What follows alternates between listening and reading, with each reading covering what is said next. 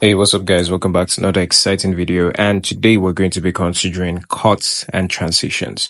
So firstly, I'll just go ahead and import two different footages. So let me do, oh, you know what? Let's just make it three. All right.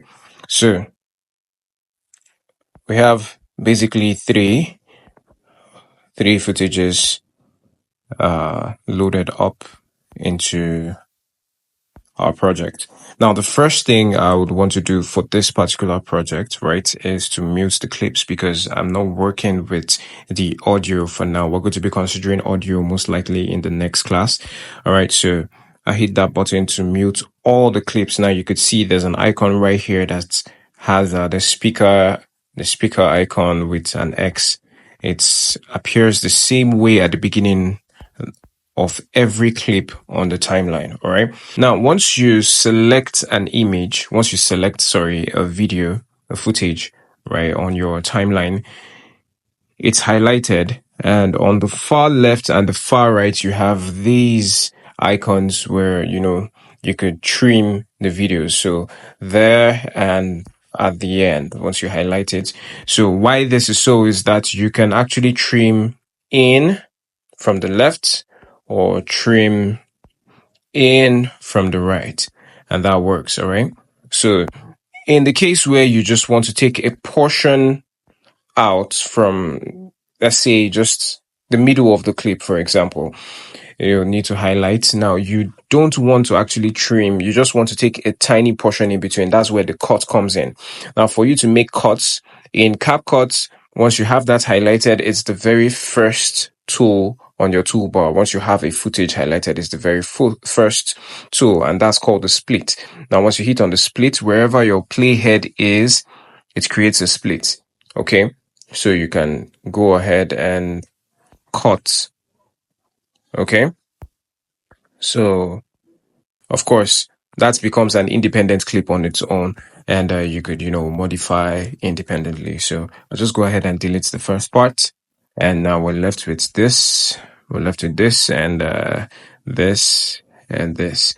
Now, if you want to organize your clips, right, in the order that they are being played on your timeline, what you'd want to do is to tap on that clip, hold, and this animation, it comes up in this way where you can see all the three clips. Then you can reposition your clips. Okay, so I can decide to take this all the way to the far right, or take this all the way to the far left, and to move this. You can move them around as you will. Another thing to also note is once you have a clip selected, you could once it's highlighted, right, you could place your two fingers on the canvas, right, and rotate at will, right? You can rotate, and then you can pinch to zoom or go all the way to scale, right? So you could do that. Another way to actually approach that is to hit on the transform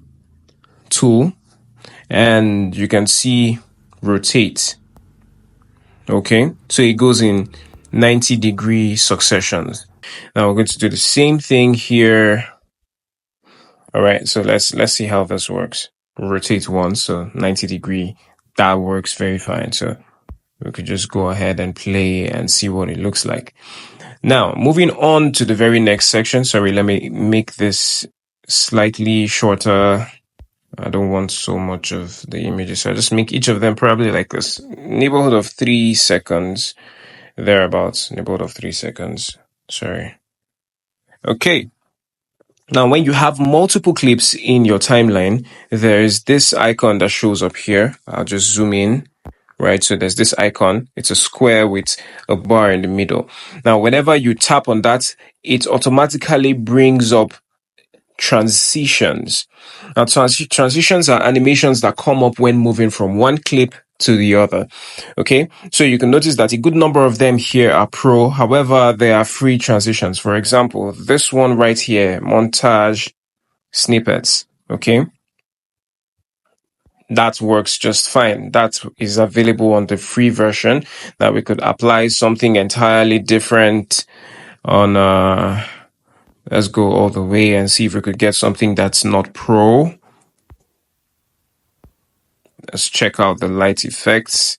Yeah, so we have a couple of them. So I'll just work with camera glow.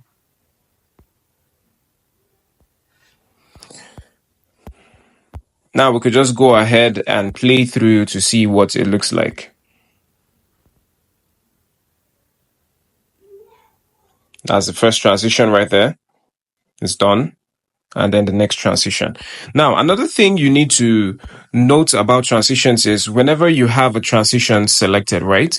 You tap on that transition, you see that camera glow is highlighted, right? Now, on the bottom, you could see 0.1 seconds to 1.7 seconds. Now, that's going to be the duration of the transition. Now, if you take it all the way to the far right, that's 1.7 seconds. It takes, did you see that? It makes the transition come up for longer. That's 1.7 seconds. If you drop it all the way, it just happens like really fast, just like a flash. Okay.